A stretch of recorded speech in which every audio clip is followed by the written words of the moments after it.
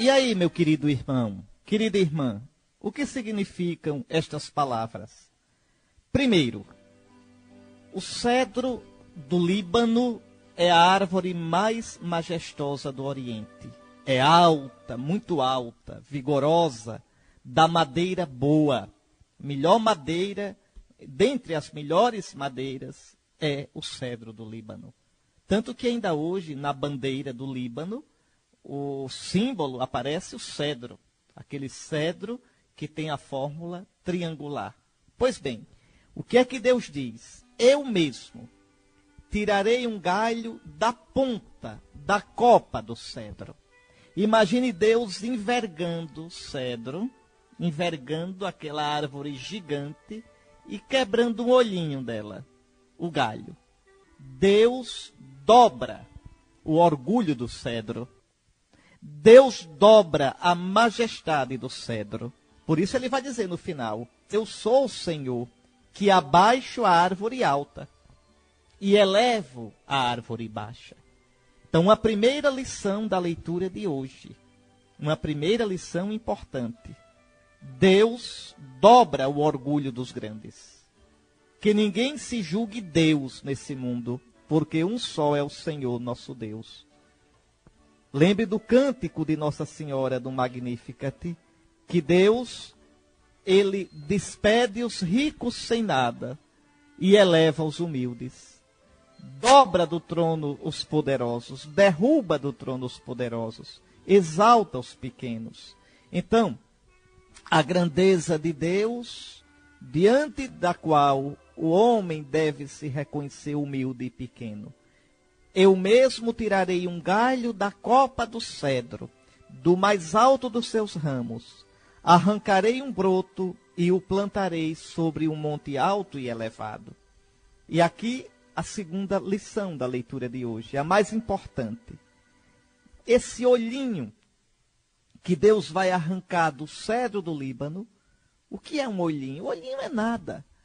O olhinho é um rebento, tá certo? É um nada. Deus vai plantar no Monte Sião. Deus vai plantar em Jerusalém. É interessante que muitas vezes o Messias no Antigo Testamento é chamado de rebento. Esse olhinho. Pois bem, Deus vai plantar. Vou plantá-lo sobre o alto monte de Israel. Ele produzirá folhagem, dará frutos e se tornará um cedro majestoso. Debaixo dele pousarão todos os pássaros. À sombra de sua ramagem, as aves farão ninho. Quem é este olhinho? Este olhinho tem 3 significados. Este olhinho, primeiramente, é o próprio povo de Israel, que Deus, depois do exílio, vai replantar.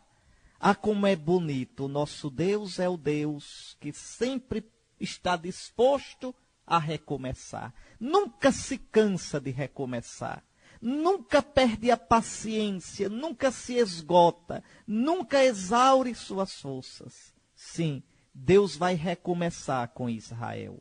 Depois de ter tirado o povo do Egito, depois de todas as infidelidades de Israel no tempo do deserto, no tempo dos profetas, agora depois da dor do exílio, Deus vai recomeçar.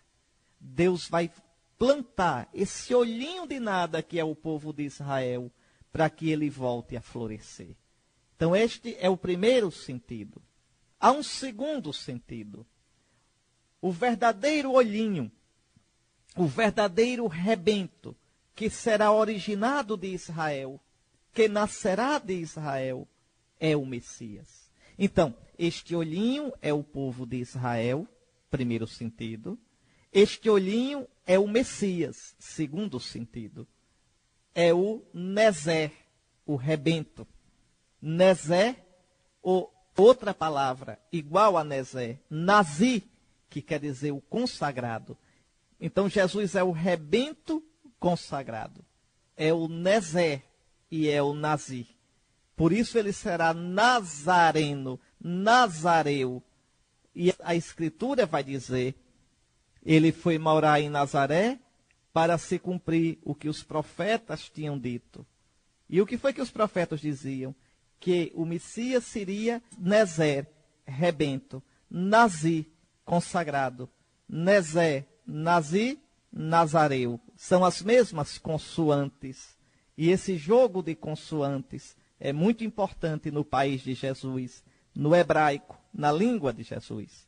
Então, Jesus é este raminho, Jesus é este olhinho, este rebento, que é tão pequenininho. Lembre da profecia de Isaías: um ramo brotará do tronco de Jessé, um rebento lhe brotará, sobre ele estará o Espírito do Senhor. Pois bem, Jesus é este rebentozinho de nada, que pela graça de Deus crescerá e dará sombra, dará agasalho a todos os pássaros, e as aves poderão nele fazer ninho. O que significa isso? Que Jesus, esse rebentozinho, será aconchego, salvação para todos os povos, para toda a terra. Então, quem é esse olhinho? Quem é este raminho? Primeiro, é o povo de Israel. Segundo, é o próprio Jesus, o Messias. Terceiro sentido, este Israel é a igreja. Este raminho, este rebento é a igreja que nasce do Messias, que é o corpo do Messias. Cristo é a cabeça, a igreja é o corpo, que é o novo Israel. Por isso o profeta diz: ele produzirá folhagem, dará frutos e se tornará um cedro majestoso. É a Santa Igreja de Cristo. E quando eu digo Igreja de Cristo, estou falando da Igreja Católica, naturalmente. Debaixo dele pousarão todos os pássaros. À sombra de sua ramagem, as aves farão ninhos. Então, a igreja que é católica, a igreja que dará guarida, dará agasalho, dará proteção e sombra para todos os povos, aqui simbolizados nas aves, nos pássaros que vêm repousar nos galhos deste rebento que se tornou árvore. E todas as árvores do campo saberão que eu sou o Senhor, que abaixo a árvore alta e elevo a árvore baixa. Faço secar a árvore verde e brotar a árvore seca. Eu, o Senhor, digo e faço. Então vejam como aparece a soberania de Deus, a sua gratuidade. É o Senhor quem elege como quer. É o Senhor que tem um plano de salvação e gratuitamente, graciosamente, vai colocando em prática este plano de salvação. Sim. Quem é grande de verdade, meu irmão? É grande de verdade aquele a quem o Senhor engrandece. É grande de verdade aquele que é grande diante do Senhor. Tudo é graça. E o Senhor abaixa os orgulhosos. E é um perigo para a gente, o orgulho, para todos nós. Quando é que nós nos tornamos orgulhosos? Tolamente orgulhosos. Quando nos olhamos sem nos olhar à luz de Cristo. Quando a gente se olha à luz de Cristo, à luz de Deus, acontece aquilo que diz o Salmo: na vossa luz contemplamos a luz. Na luz de Deus eu me vejo como sou, tão pequeno e tão grande porque sou amado por Deus, tão frágil e tão forte, não da minha força, mas da graça dele. Pense nessas coisas. E aqui fica uma lição bem prática para a nossa vida, para a minha vida, para a sua vida. Não se julgue pequeno, não se julgue frágil, não se julgue incapaz. Sozinho você é isso, sim, pequeno, frágil, incapaz. Mas lembre do Senhor. O Senhor sabe abaixar a árvore alta, como sabe elevar a árvore baixa. Sabe fazer secar a árvore verde e brotar a árvore seca. Confie no Senhor. Abra-se para o Senhor. E de pequeno você crescerá. De insignificante terá consistência. Aquilo que São Paulo diz: é por isso que eu me glorio nas minhas fraquezas. Quando eu sou fraco, aí é que sou forte. Forte da graça de Deus. porque é na fraqueza que a graça de Deus manifesta toda a sua potência, toda a sua força. Foi assim em toda a história de Israel. É assim que Deus age. Como ele fez do brotinho de Israel, vindo da Babilônia, que era um nada. Esse povo volta como um nada, humilhado, pisado, desanimado. Deus faz desse brotinho que voltou do exílio, faz dele um povo novamente. Como Deus fez do Messias, pequeno, pobre, Jesus nosso Senhor, o Salvador de todos. Como Deus fez da igreja, que em Cristo, tão pequena e tão frágil, se tornou nossa mãe católica, assim Deus continuará fazendo e fará conosco, comigo, com você. Vamos agora rezar juntos o salmo da missa de hoje, o salmo responsorial, que é um pedacinho do Salmo 91. Escute esse salmo e pense bem, veja como ele vai dizer, refletindo, ressoando a primeira leitura. O justo crescerá como a palmeira, florirá igual ao cedro que há no Líbano.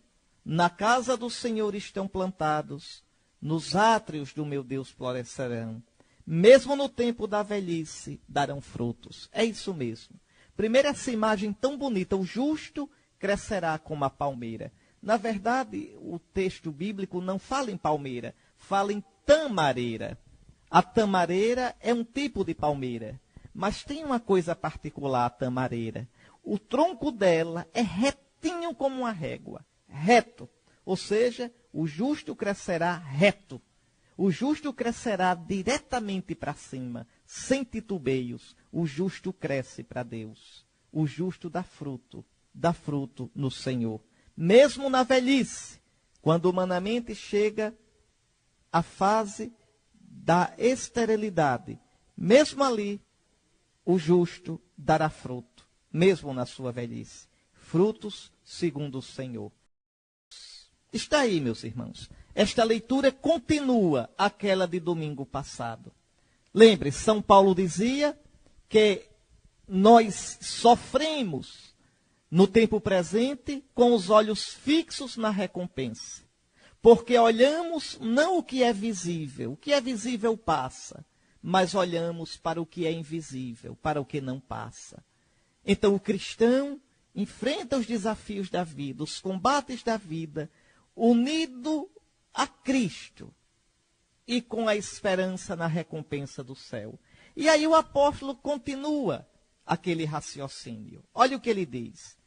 Estamos sempre cheios de confiança e bem lembrados que enquanto moramos no corpo, somos peregrinos longe do Senhor, pois caminhamos na fé e não na visão clara.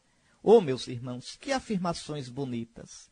Primeiro, veja, a nossa confiança está nisso, que nós estamos neste mundo de passagem.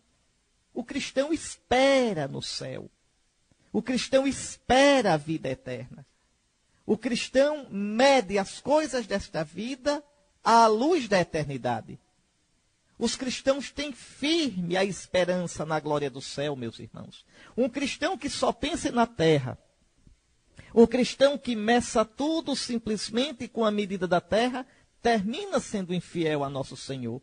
Por que eu vou sofrer? Por que vou suportar isso? Por que vou colocar a minha vida em risco? Eu só farei essas coisas se eu tiver diante dos olhos a recompensa do céu. É isso então que São Paulo está dizendo. Estamos sempre cheios de confiança. Enfrentamos tudo nesta vida, lembrados de que enquanto moramos no corpo, enquanto estamos nesta vida, somos peregrinos longe do Senhor. Mas um dia esperamos chegar lá no nosso destino. Oh, meu irmão, por que é que a gente tem tanto medo? Tanto medo de lembrar que aqui a gente está de passagem. Lá é que permaneceremos para sempre. Então, aqui somos estrangeiros, peregrinos no mundo mutável, no mundo em transição. Aqui nós caminhamos na fé, não na visão. É por isso que muitas vezes a gente não entende tudo o que acontece com a gente. A gente não entende o modo de Deus governar o mundo. A gente não entende o porquê daquela dor, o porquê daquele sofrimento, o porquê daquela injustiça. Não. Aqui nós caminhamos pela fé, não pela visão. São Paulo diz, na primeira carta aos Coríntios, no capítulo 13, agora nós conhecemos como num espelho, vemos como num espelho, não o espelho atual, liso, que a gente vê direitinho, mas o espelho do tempo de São Paulo, que parecia um fundo de bandeja, que era irregular, a imagem era deformada. Então agora nós não vemos claramente. Lá é que veremos, conheceremos como somos conhecidos. É o que São Paulo diz novamente aqui. Nós aqui caminhamos na fé, não na visão clara.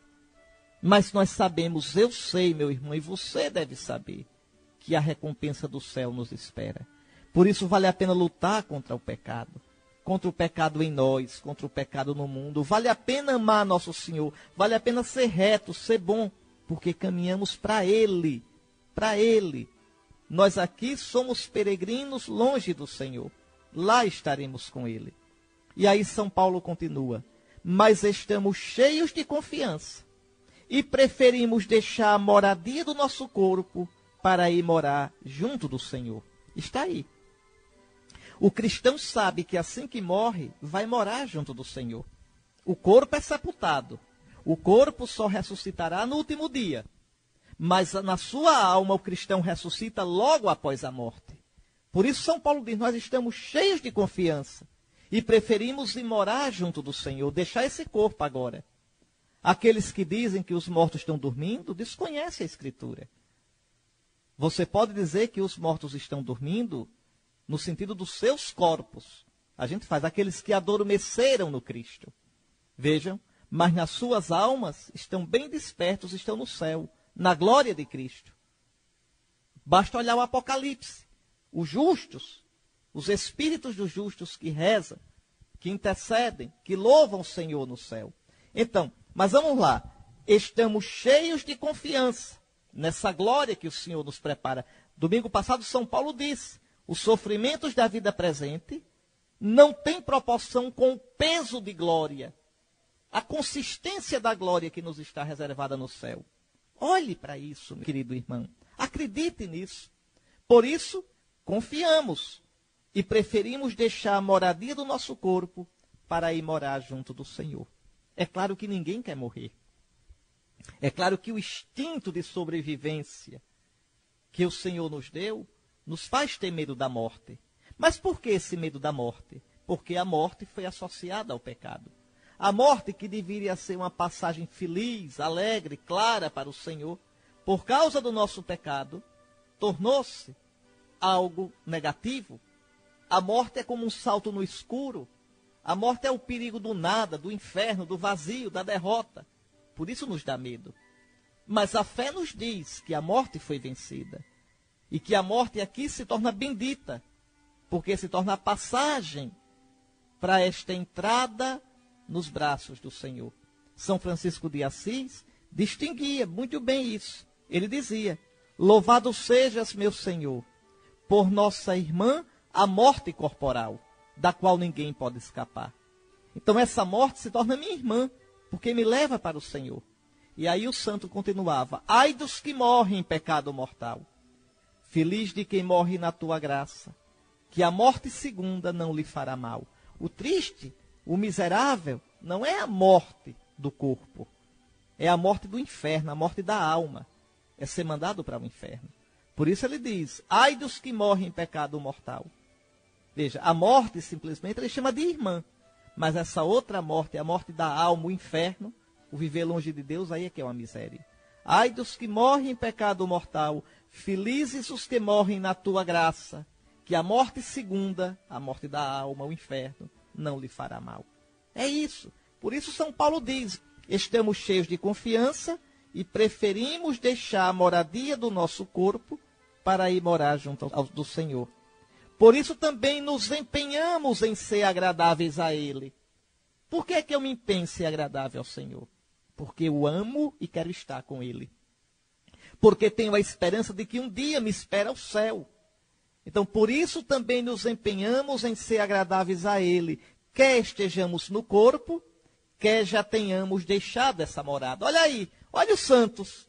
Olha aí, já que a gente está em junho. Olha aí São Francisco, Santo Antônio. Olha aí São Pedro e São Paulo. Olha aí São João Batista. Estão sem o corpo, mas no céu são agradáveis ao Senhor. Está vendo que o céu não está vazio? Está vendo que quem morre não está dormindo? Está aqui, olha. Também nos empenhamos em ser agradáveis ao Senhor, quer estejamos no corpo, nesta terra, quer já tenhamos deixado nossa morada.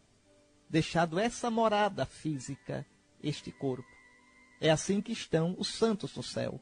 Aliás, diz ainda São Paulo, todos nós temos de comparecer às claras perante o tribunal de Cristo, para cada um receber a devida recompensa, prêmio ou castigo do que tiver feito ao longo da sua vida corporal. Aqui algumas afirmações importantes. Todos seremos julgados, todos, e julgados na luz de Cristo, comparecer às claras na luz do tribunal de Cristo. Ah, eu não sou cristão, vai ser julgado por Cristo. Ah, eu sou ateu, sou budista, vai ser julgado por Cristo. Cristo nosso Deus, Cristo nosso juiz, Cristo nosso Senhor. Tudo foi criado através dele e para ele. E é nele que tudo vai ser julgado. Segunda coisa aqui interessante. Veja, nós seremos julgados, vamos receber a recompensa, prêmio ou castigo, pelo que tiver feito. Esses que dizem que só a fé salva estão errados. A Escritura não ensina isso. Não ensina. Não tem na Bíblia dizendo isso. Entende? O que a Escritura diz é que as obras da lei de Moisés não salvam. O que salva é a fé em nosso Senhor Jesus Cristo. Atenção. Quando eu creio, o que é que eu tenho que fazer? Ser batizado. Quem crê e for batizado. E agora, batizado, eu recebo o Espírito Santo e tenho que produzir obras de salvação. Não as obras da lei de Moisés. Essas não servem. Mas obras, desde o meu batismo, obras no Espírito Santo. E aí São Paulo vai dizer, ainda que eu tenha a fé que transporte montanhas, mas se eu não tiver a caridade, isso não serve de nada. São Tiago vai dizer, a fé sem obras é morta. O São Paulo diz também, a fé opera pela caridade. E mais do que São Paulo, mais do que São Tiago, Jesus. Eu tive fome, eu tive sede, estava nu, estava preso. O que foi que fizeste?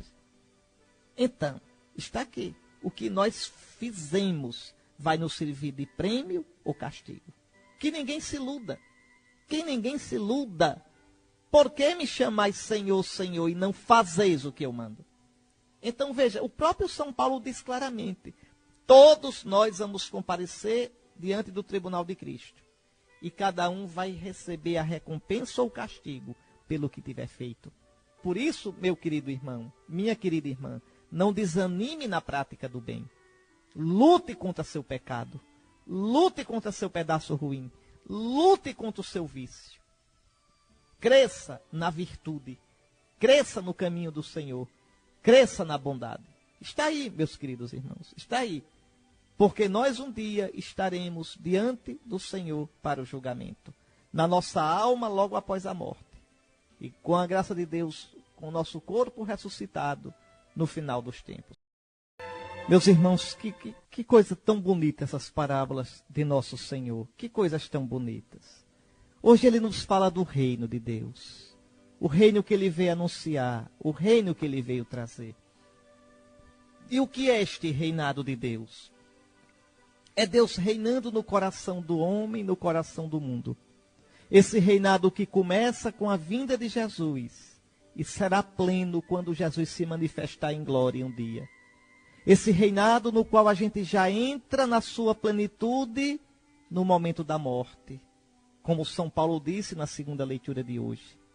Mas veja, Jesus falando sobre o reino de Deus, ele diz aqui, hoje, nessas duas pequenas parábolas, algumas coisas muito importantes. Primeiro, o reino de Deus é como quando alguém espalha a semente na terra, que vai dormir e acorda noite e dia, e a semente vai germinando e crescendo, mas ele não sabe como isso acontece.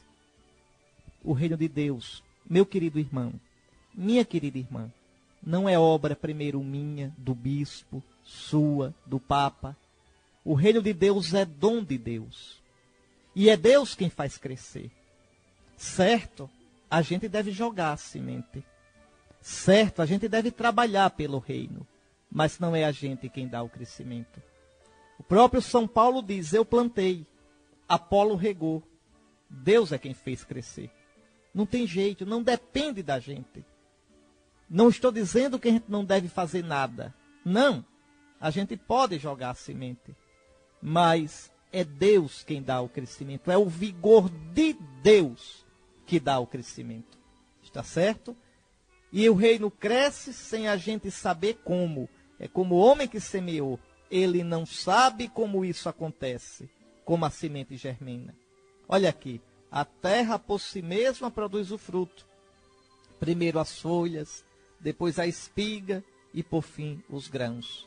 E no fim de tudo, a colheita. Quando as espigas estão maduras, o homem mete logo a foice, porque o tempo da colheita chegou. Para cada um de nós, esse tempo é a hora da morte. Para a criação toda, para a humanidade toda, o final dos tempos, o juízo final. Então, o reino de Deus nunca será pleno neste mundo. O reino de Deus só será pleno na glória do céu. O céu é o reino de Deus em toda a sua maturidade. Mas até lá nós vamos semeando. Nós vamos semeando.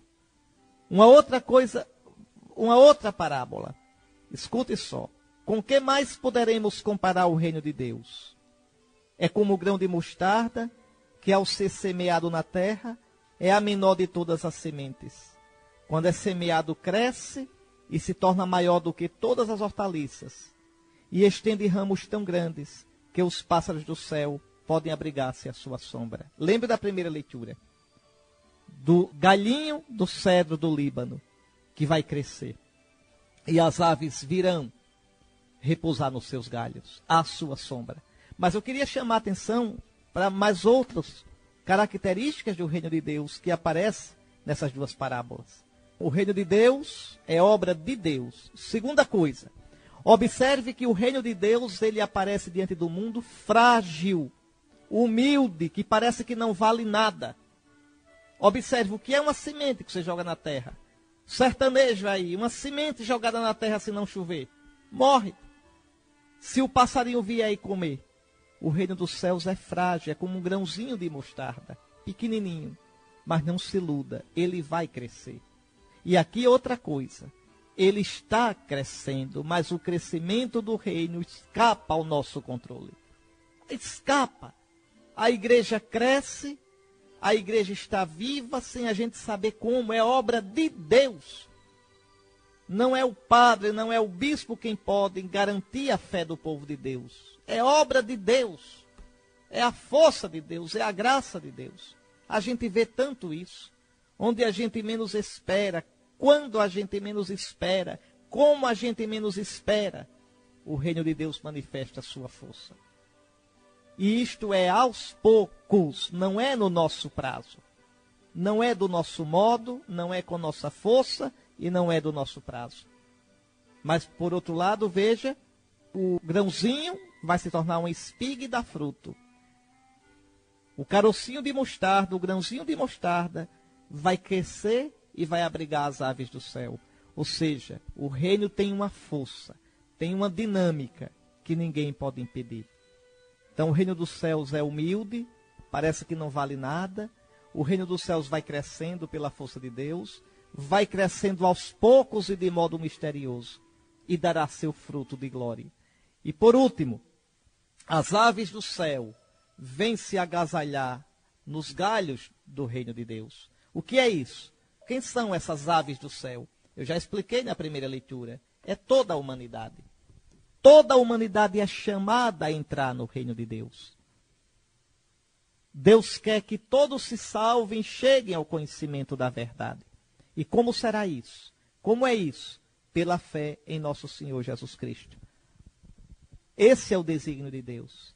Que todos creiam naquele que Ele enviou, Jesus Cristo. E assim encontre a salvação. Mas veja, o reino não é nosso, é de Deus. Então é no tempo de Deus, na força de Deus, do modo de Deus. Só mais uma coisa.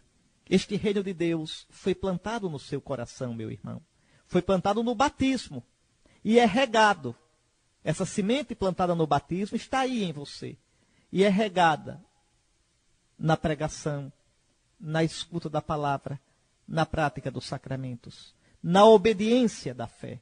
Eu lhe peço, não mate essa semente do reino em você, porque não entrará no reino. Já lhe disse isso algumas vezes aqui.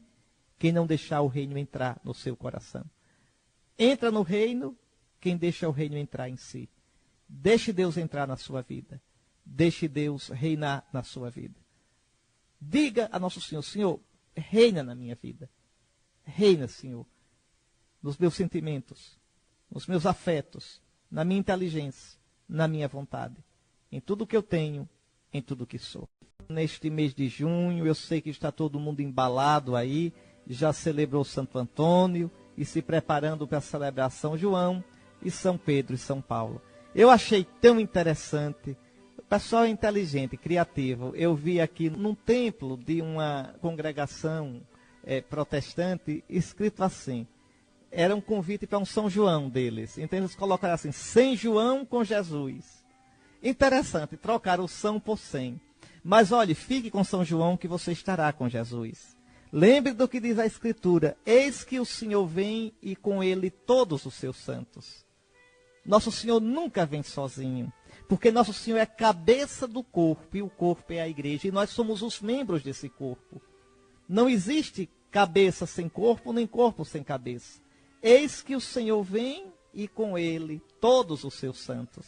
É como diz o capítulo 11 da carta aos Hebreus. Nós estamos diante de uma multidão de testemunhas. Nós nos aproximamos dos espíritos dos justos, que já chegaram à glória. E aí está São João, São Pedro e São Paulo, Santo Antônio. Pensar que glorifica Jesus, menosprezando os santos de Cristo, não está glorificando a Jesus. Porque o Senhor é grande nos seus santos, é admirável nos seus santos. Sem João com Jesus, danou-se, está sem o precursor do Messias. Não, fique com São João, fique com Jesus. Porque cada santo é uma obra-prima de Deus. É Jesus que mostrou a salvação dele em Antônio, que largou tudo e se meteu pelo meio do mundo pregando o Evangelho, combatendo os hereges, combatendo a agiotagem em Pádua. Deixou seu Portugal, nunca mais voltou a Lisboa, nunca mais viu a sua família. Viveu feito louco no mundo por causa de Jesus. Então, Santo Antônio com Jesus e Jesus com Santo Antônio. Está vendo? Como diz Jesus, eu permaneço em vós e vós permanecereis em mim. Pense em São João, na fidelidade dele. Viver no deserto, uma vida de penitência, comendo gafanhoto e mel, denunciar o pecado de Herodes e terminar dando a vida por Jesus nosso Senhor. Apontar o Cordeiro de Deus. E Jesus disse, dentre os nascidos de mulher, ninguém é como João Batista. Deus me livre de ficar sem João. Com São João, porque estou com Jesus. E São Pedro e São Paulo, nem falar. Né? As colunas da igreja, as grandes colunas. Pedro, a quem Nosso Senhor entregou as chaves do reino de Deus. Pedro, a quem Jesus disse, o que ligares na terra, eu ligo no céu. Pedro, a quem Jesus confiou a sua igreja. E tu, Pedro, uma vez convertido, confirma os teus irmãos, apacenta as minhas ovelhas. O primeiro Papa, que é o primeiro a pregar em Pentecostes, é o primeiro a batizar uma comunidade de pagãos na casa de Cornélio, é o primeiro a ligar, punindo Ananias e Safira, é quem preside a substituição de Judas e a eleição de Matias, foi a quem o Senhor primeiro apareceu. São Paulo vai dizer, apareceu a Cefas, e São Marcos, São Lucas também, é verdade, o Senhor ressuscitou e apareceu a Simão Pedro, primeiro dos apóstolos a quem Cristo apareceu. Pedro, a pedra, e que morreu por Cristo em Roma, de cabeça para baixo. E Paulo, dispensa até falar dele, basta ver as cartas dele. Para mim viver é Cristo e morrer é lucro. Então, meus queridos irmãos, com os santos, porque são santos de Jesus. Com os santos, porque nos ensinam a amar Jesus. E com Jesus, que é admirável nos seus santos. E em nome do Senhor, eu agora os abençoo. Abençoe-vos o Deus Todo-Poderoso, Pai, Filho e Espírito Santo. Amém. Feliz festas juninas. com Jesus nosso Senhor e com os seus santos.